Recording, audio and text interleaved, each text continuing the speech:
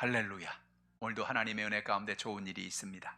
여러분과 함께 요한복음 2장 1절로 11절의 말씀에 근거해서 포도주가 떨어졌습니까? 이런 제목으로 은혜의 말씀을 나누겠습니다. 이스라엘 사람들에게 있어서 포도주는 정말 필수적인 음료수입니다.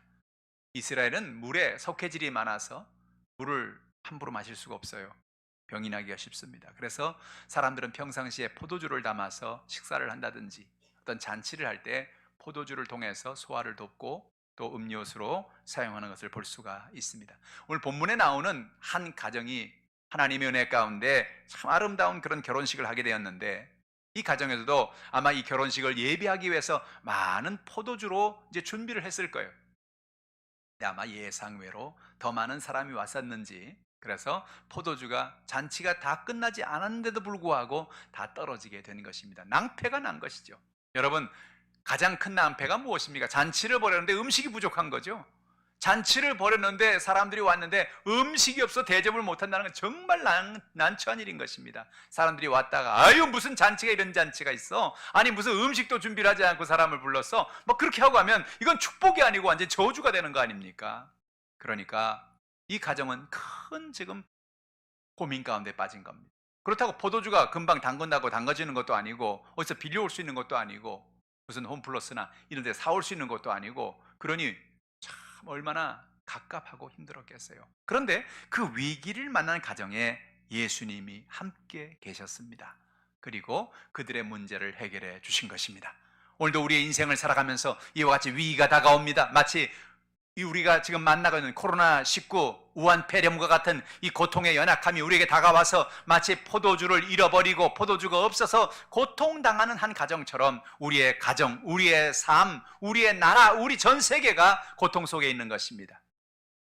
그러나 이 고통의 자리에 예수님 함께 계시면 이 연약함도 우리가 넉넉히 이길 수가 있는 것입니다. 오늘 저 여러분에게 이 소망을 갖기를 주님의 이름으로 축복합니다. 오늘 본문이 전하는 우리에게 주는 진리의 말씀이 무엇일까요? 첫 번째로 예수님은 우리와 함께 기쁨을 나누기 원하신다는 것입니다. 요한복음 2장 1절로 2절에 보니까 사흘째 되던 날 갈릴리 가나에 혼례가 있어 예수의 어머니도 거기 계시고 예수와 그 제자들도 혼례의 청함을 받았더니라고 이야기합니다. 이 말씀은 참 우리가 평상시에 잘 읽지 못하는 그런 얘기죠. 예수님께서 결혼식에 참석했다? 아니, 예수님이 결혼식에 참석한 이야기까지 무슨 성경에 기록을 했을까? 우리는 그런 생각을 할 수가 있어요. 예수님이 누구 잔치에, 예수님이 누구 생일 잔치에 갔다든지 뭐 이런 얘기를 우리는 과연 예수님이 그런 데까지 가셨을까? 그런 생각을 하는데 예수님은 그런 데도 가셨다는 거예요. 예수님은 우리의 평상시의 모든 삶에 그냥 참여하시고 동행하시고 함께 하시는 것을 의미하는 것입니다. 예수님의 어머니와 예수님도 함께 가신 것을 미루어 보아 아마 예수님 가정과 관계되어 있는 어떤 친척이나 어떤 친구나 어떤 사람들이 갈릴리 근처에 사는 어떤 누군가가 그 가정을 초대했던 것 같습니다. 예수님 가시니 제자들도 같이 따라가서 그 잔치에서 참여한 것입니다. 그런데 여러분, 여기서 보면은 하나님이 우리를 얼마나 사랑하는가, 예수님이 우리를 얼마나 사랑하는가를 깨달을 수 있는 거예요. 무슨 얘기입니까? 하나님은 우리가 어떤 종교적인, 우리가 어떤 그 예배 이런 것만을 하나님이 기억하는 하나님이 아니라 잔치에도 참여하시고 우리의 일평생 생활의 삶에 동행하시는 주님이라는 사실을 이야기해 주는 거예요. 하나님이 우리를 얼마나 사랑하십니까? 스바냐 3장 17절에 너희 하나님 야훼가 너희 가운데 계시니 그는 구원을 베푸실 전능자이시라. 그가 너로 말미암아 기쁨을 이기지 못하시며 너를 잠잠히 사랑하시며 너로 말미암아 즐거이 부르며 기뻐하시라 하리라. 하나님이 어디 계십니까? 너희 가운데 계신다는 것입니다. 저는 스바냐 3장 12절을 읽을 때마다 제 마음에 떠오른 하나의 영상이 있어요. 그게 언제냐면 제가 제 첫 아이를 낳았을 때, 제가 낳은 게 아니고 저희 아내가 낳은 거죠. 첫 아이를 우리가 가졌을 때 그 아이를 보면서 그 느낌이 늘 저의 마음엔 스바냐 3장 17절의 말씀이 떠오릅니다. 그는 구원을 베푸실 전능자시라 그랬어요. 너로 말미암아 기쁨을 이기지 못하나 그랬어요. 하나님은 어떤 하나님이냐? 하나님은 우리 아버지신데 어떤 아버지냐? 우리에게 구원을 베풀 수 있는 그런 전능한 아버지가 되신다는 것입니다. 그 좋으신 아버지가 어떻게 하십니까? 너로 말미암아 기쁨을 이기지 못하신다는 거예요. 여러분 기억하십니까? 여러분 첫 아이가 태어났을 때 어떠셨어요? 아이고 낫구나 그냥. 그러셨어요? 어떠셨어요? 산모에게 아들입니다, 딸입니다 이렇게 보여주는 간 아이고 네가 나를 그렇게 10달 동안 나를 힘들게 하더니 드디어 태어났구나 그랬어요? 그 고통은 다 사라지는 거예요. 그 아픔은 다 사라지는 겁니다. 너무나 좋고 기쁘고 아이고 드디어 내가 너를 만났구나. 그렇죠? 제가 처음에 우리 아이를 간호사에게 데리고 나왔는데 딱 보는데 뭐라고 표현을 못 하겠는 거예요. 너무너무 좋은 거예요.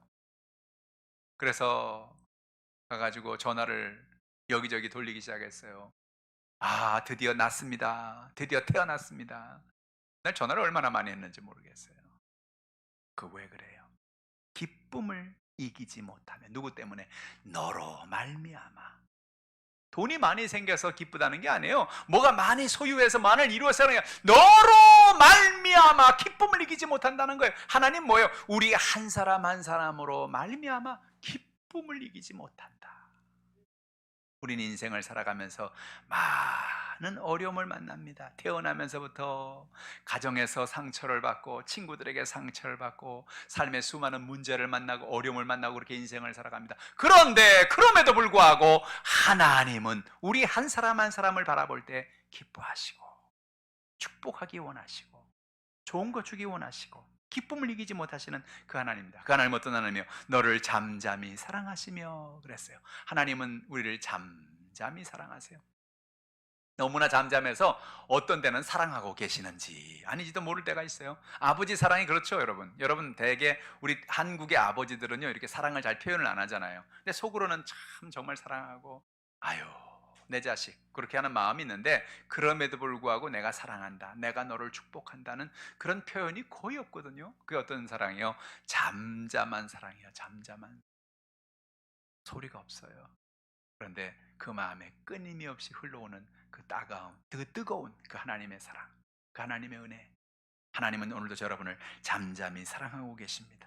너로 말미암아 즐거이 부르며 기뻐하셔요. 하나님은 즐거이 노래합니다. 누구 때문에? 너로 말미암아. 할렐루야. 다른 것 때문이 아니에요. 뭐가 뭐 이루어져서 뭐가 잘 돼서가 아니고 나 하나 때문에, 나 하나 그 있는 존재 자체로 말미암아 하나님은 기뻐하시고 즐거이 부르시고 즐거워하신다. 할렐루야. 오늘 여러분의 삶 속에 그런 놀라운 기쁨과 소망과 은혜가 넘쳐나기를 주님의 이름으로 축복합니다. 하나님은 그와 같이 우리를 사랑합니다. 그러니까 예수님께서 결혼 예식에 참여하신다는 의미는 뭐냐? 그 가정을 이렇게 사랑하시는 거예요. 그 가정을 이와 같이 하나님 은혜 가운데 그들을 품어주고 그들의 연약함을 붙잡아주고 좋을 때 슬플 때 같이 하는 거죠. 주님은 웃는 사람과 같이 웃어주시고 눈물 흘리는 사람과 같이 울어주시고 그들의 삶의 모든 것을 책임져 주시는 것을 말하는 거죠. 결혼식에 참석하신 주님, 그 주님은 오늘도 우리의 인생의 대소사에 참여해 주시고 매일 우리와 동행하시고 하나님의 놀라운 권능을 우리에게 베풀어 주시는 것입니다. 두 번째로 인생에는 그 절망의 어두움이 다가온다는 거예요. 가나의 혼인잔치는 인생의 한 단면을 보여줍니다. 혼인잔치란 여러분 얼마나 대단한 것입니까? 여러분 인생에 있어서 가장 큰 그런 행사를 한번 꼽아보라고 한다면 여러분 삶에서 잊을 수 없는 사건은 결혼식일 것입니다. 결혼식은 정말로 상상할 수 없는 그런 은혜의 날입니다. 세상에서 제일 멋있게 꾸미는 날입니다. 남자는 남자대로 안 해본 화장을 다 하고 여자는 여자대로 그 신부 화장이라고 해서 막 완전히 변신을 시키는 것입니다. 그래서 누군지 잘 못 알아봐요, 처음에는. 그런데 아주 멋있는 드레스를 입고 그리고 신부 화장을 하고 그리고 많은 하객 수십 명의 혹은 수백 명이 있는 사람들 앞에서 박수를 받고 사람들에게 칭찬을 받고 환영을 받고 하는 그런 예식을 참여하면서 그들은 마음속에 큰 감격과 기쁨을 느끼게 되는 것입니다. 그런데 여러분 놀라운 사실은 그렇게 결혼을 하면 아무런 문제도 없고 아무런 어려움도 없고 연약함도 없어야 되겠는데 인생이라는 그런 게 아니라는 것입니다. 결혼을 하자마자 문제가 다가왔어요. 여러분 그게 인생이에요. 결혼을 하자마자 포도주가 떨어져 버렸습니다. 큰일 났습니다. 낭패를 만나게 됐습니다. 사람들이 와서 축복이 아니고 오히려 그 가정에 큰 욕을 하고 돌아갈 그런 환경이 되어버리고 만 거죠. 여러분 당시의 포도주는요 어디서 쉽게 사올 수 있는 것도 아니에요. 그 가정에 결혼을 위해서 오래전부터 이렇게 담궈놨다가 준비했다가 쓰는 것이 포도주이기 때문에 그런 것입니다. 우리 한국에도 코로나19가 무한폐렴이 다가와서 우리의 삶에 이런 위기를 주고 어려움을 주는 것처럼, 우리 한국의 삶에 연약함, 전 세계에 고통이 다가오는 그런 연약함이 있는 것처럼 우리 인생에는 그런 어려움이 다가온다는 거죠. 그런 어둠이 다가온다는 거죠. 근데 놀라운 사실은 어떤 어둠이 다가와도, 어떤 문제가 다가와도 하나님은 어둠을 빛으로 바꾸는 하나님이라는 거예요. 시편 80편 3절에 보세요. 하나님이여 우리를 돌이키시고 주의 얼굴빛을 비추사 우리가 구원을 얻게 하소서. 하나님이 얼굴빛을 비추사 우리가 구원을 얻게, 하나님이 얼굴빛을 비추면 우리에게 구원이 임한다는 거예요. 여러분, 하나님은 성경에 끊임없이 우리에게 기도하라고 말씀하십니다. 왜 기도하라고 하는지 아세요? 하나님의 이름을 부를 때 하나님이 우리를 향해서 얼굴을 돌리시기 때문에 그런 것입니다. 저기 누가 집사님 한 분이 지나는데 집사님 부르면 집사님 지나가다 막 얼굴을 돌리죠. 기도도 똑같아요. 우리가 하나님 앞에 나가서 하나님 부르는 순간에 하나님이 얼굴을 우리를 향해 돌리시는 것입니다. 그리고 그 얼굴 빛을 우리에게 비추는 거예요. 얼굴 빛을 비춘다는 게 뭐예요? 우리의 삶에 있는 모든 어둠이 사라지는 것입니다. 우리의 삶에 있는 모든 절망이 사라지는 것입니다. 하나님이 우리에게 얼굴 빛을 비출 때 우리의 기도가 응답되는 것입니다. 요한복음 2장 3절에 기도해야 될 중요한 이유를 말합니다. 포도주가 떨어진지라. 예수 어머니가 예수께 이르되 저들에게 포도주가 없다 하니 라고 말합니다. 포도주가 떨어졌을 때 다른 사람들은 우왕좌왕하고 큰일 났다, 이제 어떻게 하면 좋을까, 그러게 왔다 갔다 하고 있는데 예수의 어머니는 한 가지 기억이 납니다. 예수님이 누구냐? 이 땅을 구원하러 오신 분이다. 내 아들로 태어났지만 내 아들만은 아니다. 하나님이 이 땅에 보낸 구원자다라는 것을 어머니는 잊어버린 적이 없어요. 그래서 마리아는 예수님께 나가서 구합니다. 포도주가 없습니다. 포도주가 없습니다. 이것이 기도입니다. 여러분, 하나님 앞에 나가서 내가 포도주가 없습니다. 우리 가정에 포도주가 떨어졌습니다. 우리 자녀의 포도주가 떨어졌습니다. 우리의 남편 간의 포도주가 떨어졌습니다. 내 삶의 포도주가 떨어졌습니다. 내 건강의 포도주가 떨어졌습니다. 주여, 나의 포도주가 떨어졌습니다. 우리가 주님 앞에 나가서 우리의 답답하고 연약하고 어려운 우리 삶에 있는 그런 어둠, 우리 삶에 있는 연약함, 우리 삶에 있는 문제의 포도주가 떨어졌다고 주님 앞에 나가 간구할 때 주님이 여러분의 기적을 베풀어 주시는 것입니다. 어둠을 빛으로 바꾸어 주시고 절망을 희망으로 바꾸어 주시는 것입니다. 절망을 만날 때 기도하라는 거예요. 성경에는 얼마나 많은 부분에 우리가 문제를 만날 때마다 기도하라고 이야기하는지 몰라요. 마태복음 6장 6절에 너는 기도할 때에 내 골방에 들어가 문을 닫고 은밀한 중에 계신 내 아버지께 기도하라. 은밀한 중에 보시는 내 아버지께서 갚으시리라. 할렐루야. 따라합시다. 은밀한 중에 보십니다. 할렐루야. 여러분이 기도를 시작하면 기도를 시작하는 순간에 하나님 여러분을 향하시는 것입니다. 여러분을 보고 계시는 것입니다. 은밀한 중에는 뭐예요? 기도하는 중에 하나님 앞에 여러분이 기도를 시작하는 순간에 아버지 부르는 순간에 하나님이 왜? 하고 여러분을 보고 계시는 거예요. 그 보시는 아버지가 갚으시리라. 응답해 주시겠다는 거예요. 어떻게 기도해야 됩니까? 쉬지 말고 기도해야 됩니다. 데살로니가서 5장 17절에 쉬지 말고 기도하라. 이번에 코로나 바이러스가 시작되면서 하나님 앞에 기도하는데 하나님께서 역대하 7장의 말씀을 제게 주셨어요. 너희가 하나님 앞에 돌아와서 회개하고 하나님을 의지하면 하나님이 이 땅의 모든 연약함을 치유하시겠다고 말씀하신 것입니다. 그 하나님의 놀라운 능력과 하나님의 권능이 오늘도 우리와 함께하고 계시는 거예요. 오늘 여러분, 우리의 삶에 어떤 연약함이 있습니까? 하나님 앞에 나가 간구할 때 하나님은 우리의 연약함을 돌보시고 우리의 모든 기도를 응답해 주시는 것입니다. 하나님이 우리에게 쉬지 말고 기도하라고 말씀해요. 그래서 제가 여러분에게 매일같이 월요일부터 목요일까지 매일 저녁에 우리 같이 기도합시다. 같이 모여서 기도할 수는 없지만 우리가 같이 기도하면 뭐예요? 기도를 끊이지 말자는 거죠. 기도를 쉬지 말자는 거죠. 우리가 하나님 앞에 나가 기도하는 것입니다. 요즘에 유튜브에 보면 전 세계 기도 운동이 일어나고 있어요. 저 뉴욕에서, 저 브라질에서, 저 유럽에서 사람들이 길거리로 나와서 손을 들고 기도하고, 여러분 그런 유튜브 보셨죠? 사람들이 나와서 막 기도하는 거예요. 회개하고 기도하는 거예요. 이런 일이 없었어요. 왜? 우리가 회개해야 되는 것입니다. 하나님 아버지, 우리가 잘못했습니다. 우리가 우리의 모든 죄를 용서해 주옵소서. 지난번 사스라든지 메르스라든지 왔을 때도 이렇게 수많은 전 세계에 병이 흩어지고 수많은 사람들이 지금 확진자가 되고 수많은 사람이 사망한 그렇게까지는 없었다고요. 그런데 이것은 무엇입니까? 이때 우리가 기도할 때라는 것입니다. 이때 우리가 회개할 때라는 것입니다. 우리의 삶 속에 우리가 내 뜻대로 내 마음대로 내 주인적으로 인생을 살았던, 또 자연을 남용하고 우리 인본주의로 살았던 모든 죄를 회개하고 하나님 앞에 돌이켜야 하는 것입니다. 회개해야 하는 거예요. 쉬지 말고 기도하라는 것입니다. 그 기도를 하나님이 들어주시는 거예요. 베드로전서 4장 7절에 만물의 마지막에 가까웠으니 너희는 너희 정신을 차리고 근신하여 기도하라는 겁니다. 정신을 차리라는 겁니다. 정신을 차리고 근신하여 기도하라는 겁니다. 왜 정신을 차립니까? 마귀가 와서 우리를 정신 못 차리게 하기 때문에 그러는 거예요. 정신을 못 차리게 만듭니다. 왜 정신을 못 차립니까? 마음에 두려움을 넣어주는 겁니다. 두려움을 넣어주는 거예요. 사람들 많이 모이는 데 가면 나도 모르게 병 걸릴지 모른다. 요즘에 지난주까지도 계속해서 각 시나 도에서 나라에서 종교 모임을 갖지 마십시오. 오늘은 문자가 안 왔어요. 지난주까지 계속 오죠. 종교 집회 모이지 마십시오. 가까이 가지 마십시오. 그러니까 사람들의 마음속에 막 두려움이 다가오는 거예요. 이 꼭 교회 가면 막 병 걸릴 것 같은 거예요. 신천지가 막 병이 막 났다 그러니까 교회 가면 병 걸릴 것 같아요. 두려움이 있는 거죠.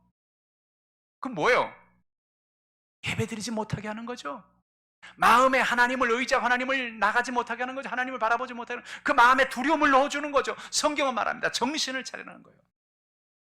근신하라는 거예요. 우리가 할 일은 뭡니까? 우리가 최선을 다해서 할 일은 뭐예요? 마스크를 쓰고 사회적 거리를 두고 손발을 깨끗이 씻고 하는 것을 통해서 서로가 서로의 감염을 막아주는 것입니다.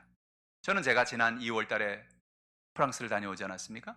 프랑스에서 선교를 하고 갔을 때 깜짝 놀란 것이 있어요. 그때 한국에는 확진자들이 막 나오기 시작한 그런 시절이었어요. 그런데 그래서 저희가 비행기를 타고 갈 때마다 좀 마음속에 좀 여러 가지, 혹시 이 비행기 안에 누가 타고 있는지 모르니까 그 사람들이 마스크를 다 쓰고 완전 무장을 하고 공항에 딱 내렸어요. 프랑스도 보나마나 사람들이 이렇게 마스크를 쓰고 있을 것이라고 생각했는데 공항에 딱 내렸는데 마스크를 쓰고 있는 사람이 한 사람도 없는 거예요. 뭐 세관부터 시작해서 그 모든 나가서 있는 거리에 있는 사람들까지. 하도 희한해가지고 물어봤어요.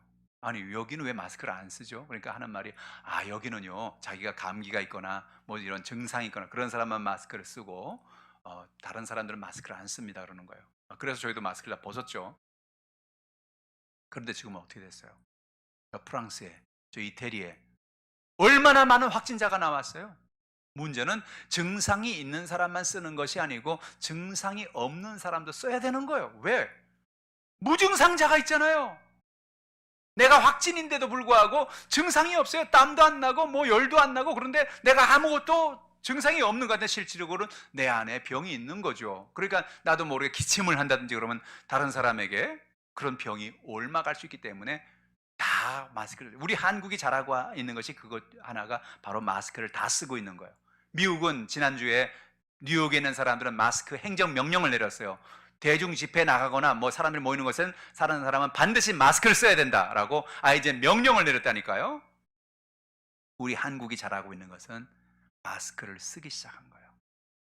그리고 사회적 거리를 두고 서로가 손을 자주 씻고 이런 세균에서 우리 스스로를 격려하는 거죠. 격리하는 거죠. 서로를 보호하는 거죠. 정신을 바짝 차리고 하나님을 의지하고 믿음으로 나아가라고 성경은 이야기하는 것입니다. 여러분, 우리가 날마다 근신하여 기도하는 저 여러분 되기를 주님의 이름으로 축복합니다. 우리가 할 일은 우리가 최선을 다해야 돼요. 마스크도 쓰고 손도 씻고 그 사회적 거리도 두어야 돼요. 그러나 더 중요한 게 뭐예요? 그것과 함께 정신을 차리고 근신하며 기도하는 것을 잊어버리면 안 되는 것입니다. 가장 큰 위기가 뭔지 아세요? 이런 이 위기 속에서 사람들의 마음속에 자기도 모르게 신앙에 대한 나태함이 다가올 수 있어요. 한 달이 지나고 두 달이 지나고 그러면서 나도 모르게 기도하는 걸 점점 쉬게 할 수 있죠. 말씀 읽는 것 자체가 쉴 수 있죠. 예배하는 것 자체가 심각하지 않을 수가 있죠. 그래서 그것이 우리에게 또 하나의 위기로 다가올 수 있다는 거죠. 우리의 영적인 위기가 다가올 때, 코로나가 문제가 아니에요. 영적인 위기가 다가올 수 있는 거예요. 우리가 깨달아야 돼요. 하나님을 의지하는 여러분 되기를 주님의 이름으로 축복합니다.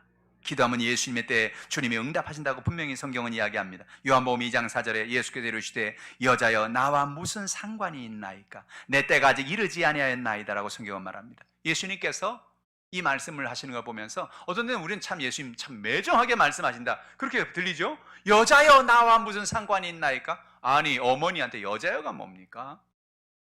이상하잖아요. 아니 예수님 왜 이렇게 말씀하셨지? 여러분 성경을 가만히 보면 예수님은 공생의 이전과 공생의 이후가 완전히 달라졌어요. 공생의 이전에는 아들로서 어머니를 봉양하고 또 형제들을 봉양하고 그런 삶을 사셨는데 예수님은 공생을 사시면서 가족들이 왔다 그러니까 누가 내 가족이냐? 그렇게 말씀하시는 거예요. 또 예수님 어머니에게도 여자여라고 말씀하시는 게 무슨 얘기예요? 공생에 사시면서 예수님은 철저히 하나님의 아들로서의 사역을 시작하시는 거예요.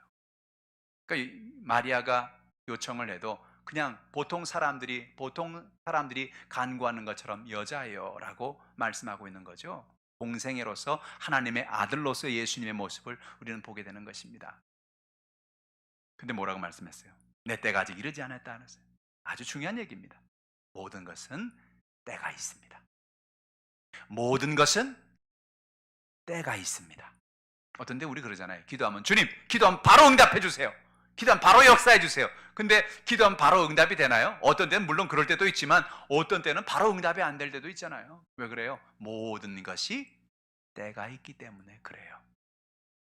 그거 어떻게 해요? 그러니까 때가 언제인지 우리 모르니까 열심히 때를 기다리며 기도하는 거예요. 포기하지 않는 거예요. 어떤 분이 쓴 책에 그런 책이 있어요. 대부분의 우리의 기도는 하나님이 응답하시는데 하나님이 응답해서 그 응답을 천사가 와서 배달하러 가면 사람이 사라졌다는 거예요. 응답을 하러 하나님 앞에 기도했어요. 하나님 응답해 주세요 라고 기도했는데 와보면 사람이 없다는 거예요. 기도하는 사람이 없어요. 왜? 포기하고 사라져 버렸어. 그래서 대부분의 우리의 기도는 수치인 거절로 반송 처리된다는 그런 책을 제가 읽어본 적이 있어요. 참 기가 막힌 일이죠. 여러분 응답 받을 때까지 끈질기게 기도하길 바랍니다. 성경에 그 얘기를 하고 있잖아요. 누가복음 18장의 한 여인은 그가 응답 받을 때까지 불의한 재판관을 향해서 열심을 다해서 간구합니다. 좋으신 아버지가 우리의 기도를 응답해 주시는 것입니다. 때를 따라서 응답해 주시는 것입니다. 저 여러분에게 그런 놀라운 은혜를 경험하기를 주님의 이름으로 축복합니다. 세 번째로 예수님은 절망을 희망으로 바꾸어 주십니다. 예수님은 그 가정에서 기적을 행하기 전에 그 하인들에게 하나 이야기를 하십니다. 그것이 요한복음 2장 7절로 8절 말씀이죠. 예수께서 그들에게 이르시되 항아리에 물을 채우라 하신즉 아귀까지 채우니 이제는 떠서 연회장에 갖다 주라 하시며 갖다 주었더니라고 말합니다. 그 결혼식장 입구에는 빈 항아리들이 있었어요. 한 6개 정도의 항아리가 있었는데 이 항아리들의 역할은 뭐냐? 사람들의 손발을 씻는 것입니다. 하나님께서 이스라엘 백성들에게 참 중요한 율법을 주셨는데 그 율법이 뭐냐면 바깥에 나갔다가 들어오면 무조건 손발을 씻으라는 거예요. 음식을 먹기 전에 손발을 씻으라는 거예요. 이게 사람들은 그냥 정결 예식으로 알았는데 이게 그냥 정결 예식이 아니고 이게 너무너무 중요한 건강의 비법이라는 사실을 우리는 알게 된 겁니다. 1800년도 1900년도 초에만 해도요 사람들이 많은 사람들이 수술을 하다가 죽었어요. 수술은 잘 됐는데 죽는 거예요. 감염증으로 죽는 거예요. 이유를 몰랐어요. 그런데 어느 날 한 의사가 가만히 보니까 사람들이 죽는 이유가 수술을 하는 의사들이 손을 안 씻는 거예요. 손을 안 씻고 수술하다가 그 손에 묻은 세균 때문에 사람들이 감염이 돼서 수술은 잘 되었는데 염증이 생겨서 죽는 거예요. 세균으로. 나중에 그걸 알게 된 겁니다. 그래서 그 다음부터 어떻게 하냐? 의사들이 수술하기 전에 손을 씻고 깨끗이 씻고, 요즘 뭐 의학 드라마 보면 그거 나오잖아요, 그죠? 사람들이 의사들이 손을 깨끗이 씻고 가운 입혀주고 뭐 이렇게 손에 그렇게 해서 여러분 하고 또 뭐예요? 마스크도 쓰죠. 마스크 쓰는 거는 의사를 위해 쓰는 게 아니고 환자를 위해 쓰는 거예요. 거기서 뭐 나이프 주시오, 핀셋 주시오 이렇게 하는데 말하면 침이 튀니까 그 침에 세균이 또 있잖아요. 그러니까 그 사람에게 세균 가지 몰라고 마스크 쓰는 거예요. 의사를 보호하게 쓰는 게 아니고. 그게 정결, 한 법이죠. 그러니까 하나님이 이스라엘 백성들에게 정결례를 행하시는데 돌 항아리 6이 놓였다는 것은 6통에 물이 가득했는데 그 항아리가 비었다는 말은 뭐냐? 그 돌 항아리 6에 물을 다 퍼서 손과 발을 씻을 정도로 많은 사람들이 참여했다는 것을 의미하는 것입니다. 그 돌 항아리에다가 물을 갖다 부으라는 것입니다. 물을 갖다 부어라. 참, 이 하인들은 어안이 벙벙했을 거예요. 아니, 지금 포도주가 없다는데 왜 물을 갖다 부라 그러나? 이해가 안 됐을 거예요. 그런데 이해가 안 되지만 예수님이 그렇게 하라고 하니까 그들은 그냥 순종해서 가서 물을 퍼오는 거죠. 여러분, 물을 길어오는 게 쉽지 않지 않습니까? 땀을 흘리면서 뻘뻘 흘리면서 물을 퍼와서 6 항아리를 다 채웠을 것입니다. 그러니까 그 6 항아리 있는 물을 연회장에 갖다 주라는 것입니다. 연회장에 갖다 주니 연회장이 이상한 말을 합니다. 이야, 이렇게 맛있는 포도주를 어디다 갖다 놓고 지금 주냐? 이야, 정말 맛있다. 이거는 이해가 안 됩니다. 무슨 얘기입니까? 그들이 빈 항아리에 물을 부을 때, 그 말씀에 순종할 때 기적은 시작되는 것입니다. 빈 항아리에 물을 붓는다는 게 뭐예요? 우리가 주님 앞에 나가서 주님 앞에 예배자가 되는 것을 말하는 거예요. 우리의 삶의 빈 항아리에 주님 앞에 나가서 주의 말씀을 매일같이 읽고 묵상하는 것을 의미하는 거예요.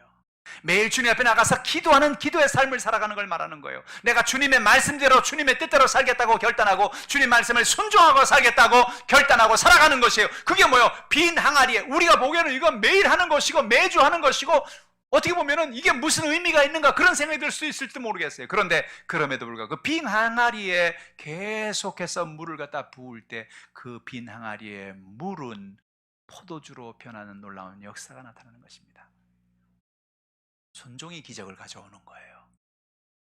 순종 위에서 기적이 가져오는 거예요. 사울은 불순종함으로 하나님의 은혜를 잃어버렸습니다.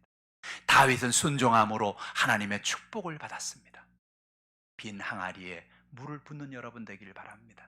매일같이 말씀을 읽고 묵상하세요. 말씀을 부여잡고 기도하세요. 예배하세요. 복음을 들고 나가 예수의 복음을 전하세요. 하나님 은혜 가운데 날마다 승리한 여러분 되기를 주님의 이름으로 축원합니다. 우린 요즘에 전도하는 게 참 어려워요. 왜? 전도하기가 쉽지 않죠. 사람들 가까이 가서 복음을 전한다는 게 얼마나 어려워요.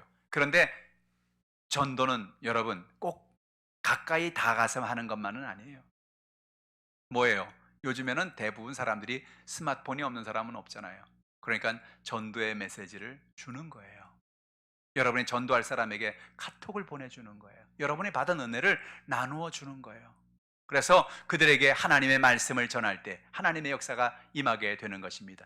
이제 우리 대한민국뿐만 아니라 전 세계는 코로나 바이러스 19 우한폐렴 이전과 이후에 완전히 다른 삶이 이제 시작될 겁니다. 사람들은 가까이 모이고 가까이 대화하고 가까이 하는 거, 이거 자체를 이제는 두려워하는 거예요. 사람이 가까이 다가오는 것 자체를 이제는 사람들이 싫어하는 거예요. 그러니까 이제 사람들한테 가까이 다가가는 건 이제 어렵다니까요. 그거 어떻게 해요?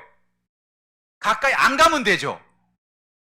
그럼 안 가면 어떻게 사람들에게 전할 수 있어요? 어떻게 사람들에게 증거할 수 있어요? 카톡이에요. 온라인이에요. 메시지예요. 문자예요.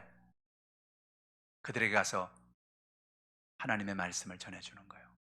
문자로, 카톡으로, 영상으로 내가 받은 하나님의 은혜를 전하는 여러분 되기를 주님의 이름으로 축복합니다. 우리의 전도도 바뀌어야 되는 거예요. 그래서 어떤 특정한 완전히 코로나 바이러스가 완전히 사라지기 전까지는 우린 그런 방법으로 전도하고 잃어버린 영혼들을 구원하는 여러분 되기를 주님의 이름으로 축복합니다. 돌 항아리에 물을 채우시기를 주님의 이름으로 축원합니다. 하나님은 오늘 우리의 절망을 희망으로 바꿔주시는 것입니다. 여러분, 우리의 삶 속에 가장 놀라운 축복이 무엇입니까? 우리의 삶의 어려움이 축복으로 바뀌는 거예요. 지금 금방까지도 완전 초상집 분위기였어요. 지금이 여러분 결혼식을 하는 집인데 무슨 초상집입니까? 무슨 큰 문제가 생겼습니까? 포도주가 떨어진 거죠. 그런데 그 포도주가 왔잖아요. 물이 변하여 포도주가 됐잖아요. 근데 더 놀라운 사실은 뭐예요? 연회장이 여태껏 보통 사람들 내가 잔치에 가보니까 처음에는 좋은 거 내주다가 나중에 사람이 취하면 낮은 걸 내주는데 어떻게 이 집은 더 좋은 포도주를 더 뒤에 이렇게 주냐? 막 칭찬하는 거죠. 지금 완전히 뭐 문제 가운데 빠지고 어려움 가운데 빠지고 막 욕먹고 그럴 줄 알았는데 그 가정이 오히려 축복의 가정으로 바뀌고 은혜의 가정으로 바뀌고 하나님의 역사의 가정으로 바뀌는 거죠. 나는 바라기는 이번 코로나19가 지나고 난 다음에 이 대한민국에 더 많은 부흥의 역사가 일어나기를 축원합니다. 더 많은 부흥의 역사가 일어나기를 축원합니다. 우리 교회에 더 많은 영혼들이 구원받고 하나님의 생명의 역사가 나타나고 하나님 앞에 예수를 구주로 고백하는 역사가 일어나기를 주님의 이름으로 축원합니다. 하나님의 은혜는 전보다 나중이 더 좋은 은혜인 것입니다. 절망을 희망으로 바꾸는 역사인 것입니다. 예수를 만나는 사람들마다 그들의 삶 속에 하나님의 역사가 이루어지게 되는 것입니다. 오늘 저 여러분의 삶에 이런 은혜가 있기를 주님의 이름으로 축복합니다. 문제 해결자 되신 예수님을 믿으라는 것입니다. 요한복음 2장 11절 보세요. 예수께서 이 첫 표적을 갈릴리 가나에서 행하여 그의 영광을 나타내심에 제자들이 그를 믿으니라. 예수님이 첫 표적을 갈릴리 가나에서 행하셨습니다. 근데 왜 이 표적을 행했느냐는 이유를 마지막에 얘기하죠. 그의 영광을 나타내시는 것입니다. 예수님이 누구냐? 하나님의 아들이시다. 단지 목수의 아들, 요셉의 아들 예수가 아니고 그는 하나님의 아들이시다는 것을 이 사건을 통해서 보여주는 거예요. 누가 그런 일을 할 수 있겠어요? 누가 여러분 물을 포도주로 바꿀 수 있겠냐고요. 그걸 보면서 아하, 이분이야말로 하나님의 아들이시구나 하는 영광을 나타내시고, 바로 이 사건을 통해서 제자들이 그를 믿으니라. 이 사건은 예수를 믿으라는 것입니다. 구원자로 믿으라는 것입니다. 문제 해결자로 믿으라는 것입니다. 여러분, 어둠과 절망에서 희망으로 바꾸는 주님이라는 사실을 믿으라는 것입니다. 우리 대한민국은 지금 어려움의 시기를 지나가고 있습니다. 지금 얼만큼 지나왔는지는 모르겠어요. 거의 입구에 다 왔는지 아니면 지금도 여전히 우리가 터널 한가운데 있는지 우리는 알 수 없어요. 그러나 중요한 것은 무엇입니까? 반드시 이것은 끝이 있다는 것입니다. 반드시 이것은 끝난다는 것입니다. 하나님의 소망을 바라보면서, 하나님의 은혜를 바라보면서 믿음으로 승리하는, 물을 포도주로 바꾸시는 그 예수님의 놀라운 기적이 우리와 함께 있다는 사실을 늘 바라보시면서 나가는 여러분 되기를 주님의 이름으로 축원합니다. 기도하겠습니다. 하나님 아버지, 고맙습니다. 인생을 살면서 우리의 삶 가운데 주님이 우리와 함께 슬퍼하시고 우리와 함께 기뻐하시고 늘 우리와 함께 기쁨을 나누기 원하시는 사랑의 주님임을 알게 하심을 감사합니다. 우리 인생에는 절망이 다가옵니다. 어둠이 다가옵니다. 그런 어떤 어둠도 어떤 절망도 주님이 함께 하실 때 그 절망은 희망으로 바뀌게 함을 감사합니다. 우리의 삶의 연약함을 해결하시는 주님을 바라봅니다. 주여 하늘의 문을 여시고 주의 놀라운 권능으로 인도하여 주시옵소서, 붙잡아 주시옵소서. 오늘 우리 각자의 가정에 포도주가 떨어졌습니까? 물질의 포도주, 자녀의 포도주, 육신의 질병의 포도주, 하나님의 은혜의 포도주가 떨어졌습니까? 주여 포도주를 채워 주시옵소서. 물이 변하여 포도주가 되게 하시고 주의 빛으로 충만하게 하시고 모든 것이 합력하여 선을 이루는 주의 놀라운 역사가 임하게 하여 주옵소서. 대한민국을 불쌍히 여겨주시옵소서. 우리의 모든 죄를 용서하여 주시옵소서. 정치, 경제, 사회, 군사, 우리 모든 지도자들과 우리 모든 국민들과 우리 모든 한 사람 한 사람의 죄를 주님 용서하여 주시옵소서. 우리가 전 세계를 하나님 아버지 남용했습니다. 하나님이 지으신 아름다운 창조의 세계를 우리의 마음대로 우리의 뜻대로 유린했습니다. 주여 우리의 모든 죄를 용서하여 주시옵소서. 사랑하고 살지 못했습니다. 원망하고 살았습니다. 나누지 못하고 살았습니다. 우리의 삶의 모든 죄를 용서하여 주시옵소서. 하나님 우리의 삶이 회복되게 하시고 주의 은혜로 충만하게 역사하여 주시옵소서. 감사드리며 예수님의 이름으로 기도하옵나이다. 아멘. 말씀을 생각하시면서 우리 통성으로 기도할 때 주여 성령의 기름을 부어달라고, 주의 은혜를 베풀어 달라고 이 시간 주의를 향하시고 가져난 문제를 놓고 육신의 질병 치료를 놓고 통성으로 기도합니다. 주여 할렐루야. 살아계시고 영화로우신 아버지 하나님 고맙고 감사합니다. 하나님 아버지 도와주시옵소서. 하나님 아버지 역사하여 주시옵소서. 예수님의 십자가 보혈로, 예수님의 십자가의 은혜로 오늘도 우리와 함께 하시고 우리 연약함을 도우시는 하나님의 이름을 송축하고 찬양합니다. 아버지 하나님 오늘도 하늘 문을 열어주시옵소서. 주의 놀라운 권능과 내가 넘쳐나게 도와주옵소서. 마음의 간절한 소원과 기도하는 제목에 응답하여 주옵시며 예수님의 십자가 보혈로 승리하는 믿음의 삶을 살도록 인도하여 주시옵소서.